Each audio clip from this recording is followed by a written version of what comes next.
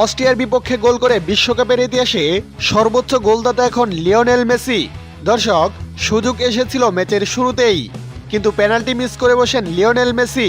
তবে প্রথমার্ধে চমৎকার এক গোল করে মিরোস্লাভ ক্লোসাকে ছাড়িয়ে বিশ্বকাপের ইতিহাসে সবচেয়ে বেশি গোলের রেকর্ড নিজের করে নিলেন আর্জেন্টাইন এ অধিনায়ক।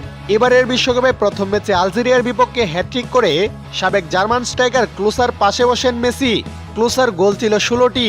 সোমবার অস্ট্রিয়ার বিপক্ষে জালের দেখা পেয়ে এককভাবে চূড়ায় উঠলেন আর্জেন্টিনার 2022 বিশ্বকাপ জয়ী এই অধিনায়ক। বিশ্বকাপে মেসির মোট গোল এখন 17টি।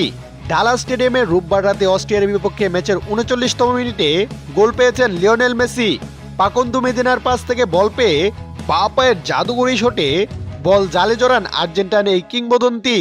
অবশ্য আগেই গোল পেতে পারতেন লিওনেল মেসি, যদি কিনা পেনাল্টি মিস করতেন।